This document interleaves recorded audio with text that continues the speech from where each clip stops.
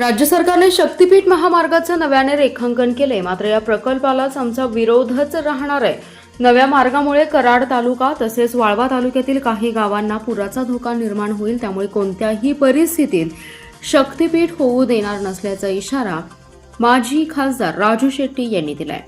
शेट्टी म्हणाले, पूर्वी शक्तीपीठ महामार्ग 12 जिल्ह्यातून जाणार होता। या शक्तीपीठामुळे मोठ्या प्रमाणात भराव पडणार होता, त्यामुळे सांगलीसह आसपासच्या गावांना पुराचा धोका होता। त्यामुळे संघर्ष समितीच्या वतीने आम्ही या विरोधात जोरदार आंदोलन छेडलं। या आंदोलनामुळे हा मार्ग सांगलीतून हटवण्यात यश मिळालं, मात्र आता नव्याने रेखांकन करत कराड तालुका आणि वाळवा तालुक्यातील काही गावांवर परिणाम होणार आहे।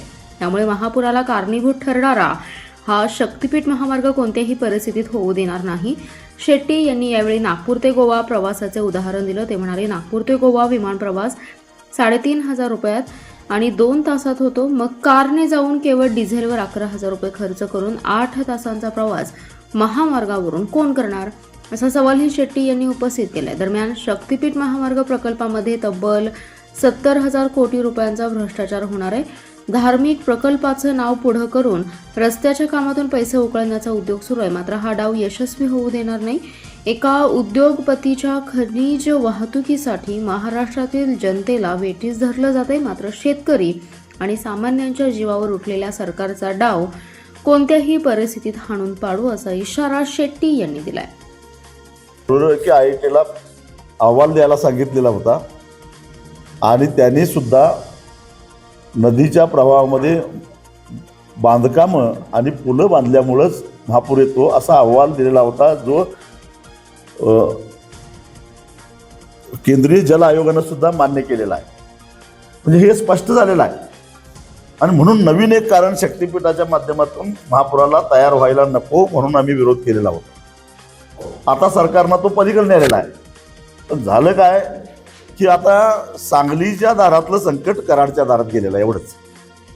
आणि त्याचा परिणाम आता पार तिकडे पाटणपर्यंत आणि साताऱ्यापर्यंत त्याचा परिणाम तिकडं जाणवेल।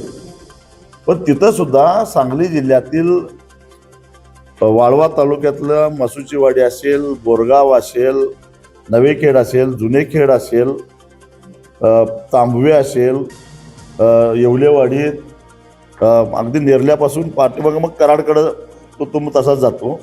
या भागाला पुराचा फार मोठा धोका तयार होतो। एक उदाहरण सांगतो, पत्रादेवीला तो रस्ता जाणार होता असं सांगितलं, पण मी पत्रादेवीजवळ जाऊन बघितलं, ते पत्रादेवीच्या मंदिराचं उंची काय 3.5 फुटाच्या वर नाही। हे सगळ्या जगाला दाखवल्यानंतर आता पत्रादेवीचं नाव तेवढं बदललेलं आहे, एवढाच एक किरकोळ बदल झालेला आहे। ते काय शक्तीपीठ तर नाहीच, पण म्हसोबाचं मंदिर सुद्धा काही ठिकाणी त्याच्यापेक्षा मोठं असतंय अशी ती पत्रादेवी आहे। तर धार्मिक कारण सांगून केवळ रस्त्याच्या बांधकामातून पैसा उभा करणे एवढाच त्याच्या पाठीमागचा उद्देश आहे, दुसरा काही नाही।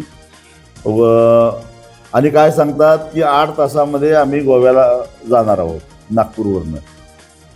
पण गंमत अशी आहे की 856 किलोमीटर प्रवास करण्यासाठी जवळपास 11,000 आधीच्या दरानं डिझेलच्या खर्च येतो।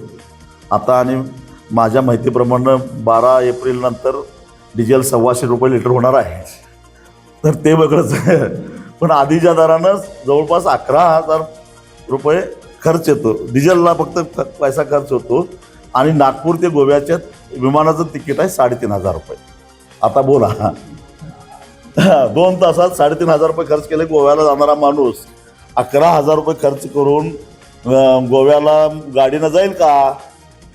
मग हा रस्ता नेमका कुणासाठी आहे?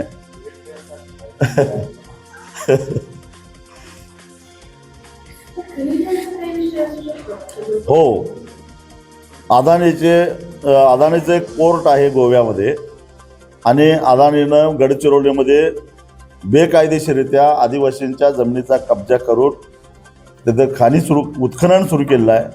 तर सगळं खनिज एक्सप्रेस हायवेनं गोवा पोर्टला न्यायचं आणि तिथून ते परदेशात जिथं त्याला न्यायचं आहे तिथं न्यायचं आहे।